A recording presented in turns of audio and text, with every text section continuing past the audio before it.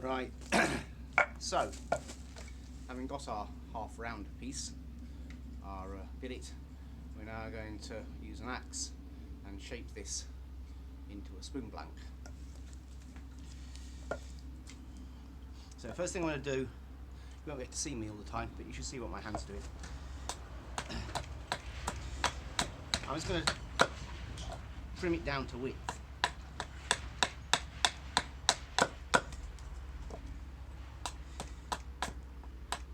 I'm taking off a slither beyond the bark here.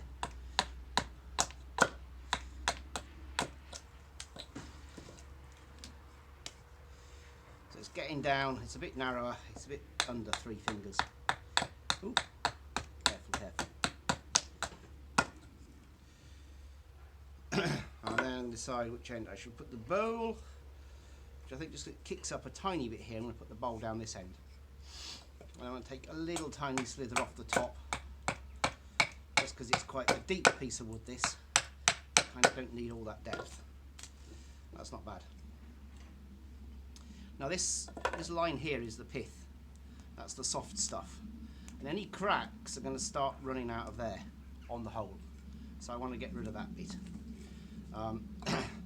So actually probably best if you haven't got a massively hard or wide piece of wood. Yeah, just clear that away. Handle end I'm not so bothered, because it'll go anyway. Now this is the bowl end, and I'm going to work the back of the bowl first. Actually, I'm going to put some bevels on the top side first, which might sound a bit illogical, but it will make sense. So where the log's curving round, I can extend those cuts, those curved surfaces. That's about right. To be beveled surfaces there, you can probably see that. And then on the back, the bottom of the bowl, and sometimes carving a big wide surface is quite hard, and you can take it in sections. You can take a corner. I'm trying to work high up on the block there so you can see. Yeah, that's better. Take a corner and then a middle.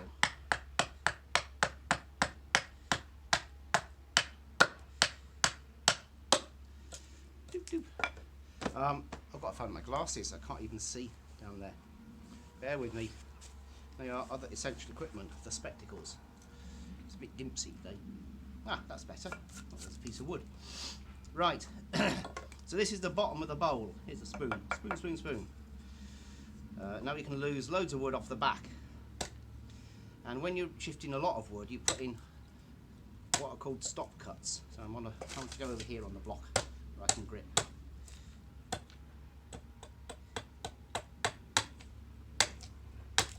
Then I work back down and see I'm going to push the axe out to take off, to break the wood off. Put in some stop cuts, can take a big lump off. Have a look where I'm going.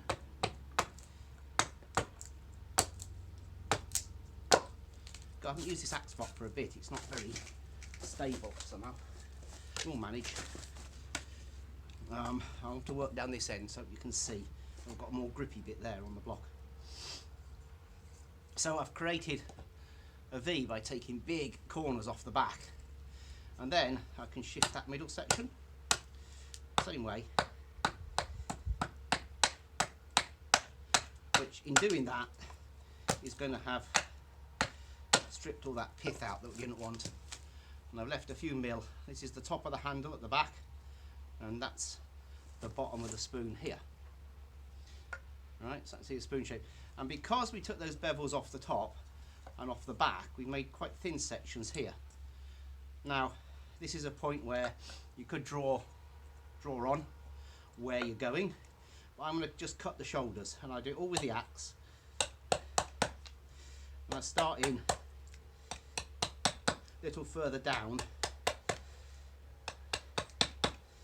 and work back.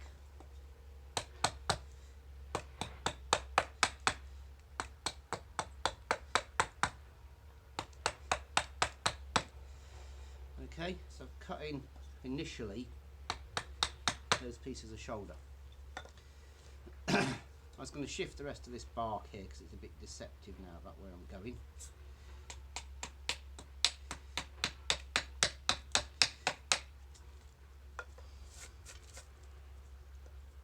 And narrow down the handle. So when you're doing this bump cut, I'm going to go very gentle when you get to here, because if you come hard now into the shoulder with your axe, you're going to cause a lot of problems. And this one, then you can narrow that down and see I'm stroking it across.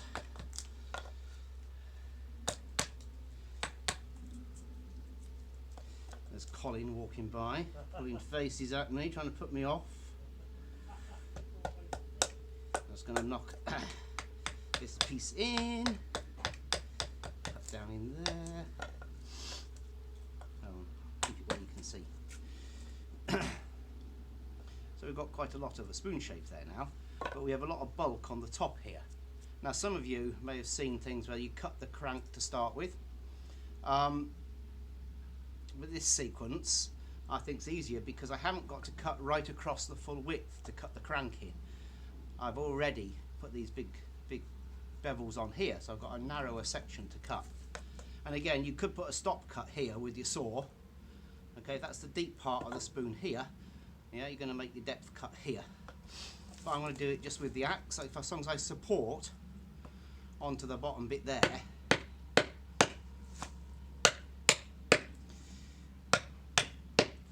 So there's no stress on the handle as I'm knocking that in. Okay, I knock a V in, but basically you're just trying to break the grain. And these little flat sides are the sides of my spoon in the end, or nearly. So I don't want to make this cut deeper than there. I stop just before it, you can see.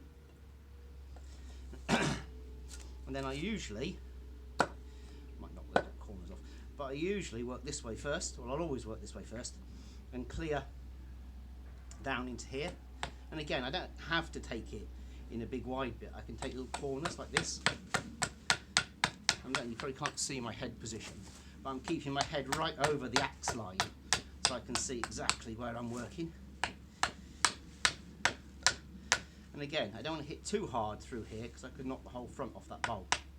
Because here we are carving fairly straight wood. Right, so we've got quite a lot of spoon, but the big bulk on the front here, which I'm going to take off in a moment. And I've got some more choices about shaping the top of the handle still. And I'm going to curve the front of the bowl. Okay, so the tip of the bowl is going to sit up here, and the curves will come round to meet that. So I can actually cut some of that curve now. And when you're cutting one of these, I'm trying to axe in the same spot and doing a bad job because I'm talking, and roll the spoon over. I really mangled that. That was not a good. That will mean the spoon's thinner than it should have been. Ah! I don't know why. I think I'm blaming the block. Right. We'll manage. It's a bit more pointy than I usually carve. That was a bad move. It's a slippy bit of block, but you get the idea. Right. Now this bulk on the front, I have to shift that off. And I haven't carved that much around that corner.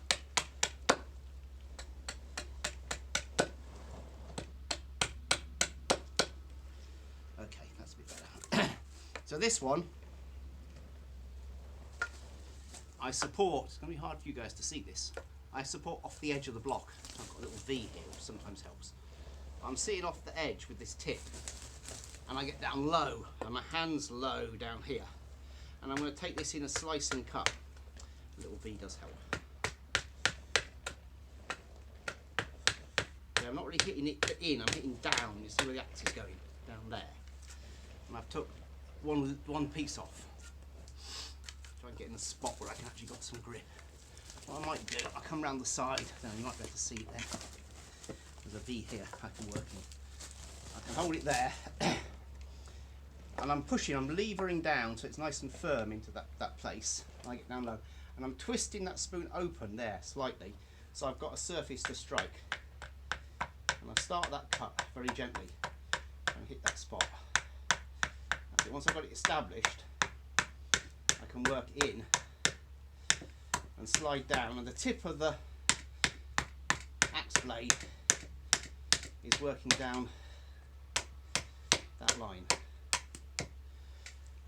Yeah, you took the front off, so we've established the crank onto the spoon there.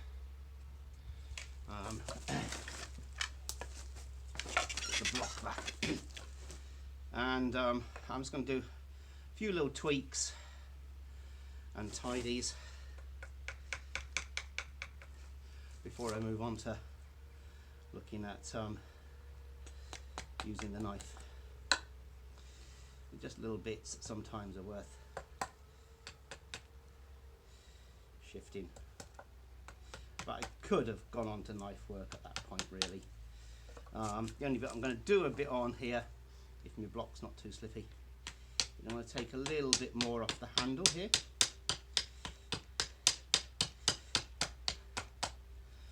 I quite like handles at the moment, having a lot of kind of saddleback handles, which means they go down a bit here, and there's a lump, and they go in again. I kind of like that shape. I'm just going to tweak this a tiny bit. You don't have to do this sort of bit if you feel like you're not accurate enough with an axe.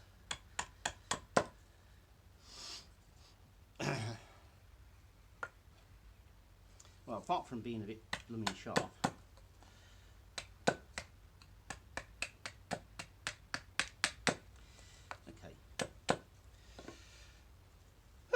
it really wasn't my best exhibition of axing ever. There you go. You saw this process, you saw the sequence, and I've got a reasonably good crank cut in that. Look, it sits like that.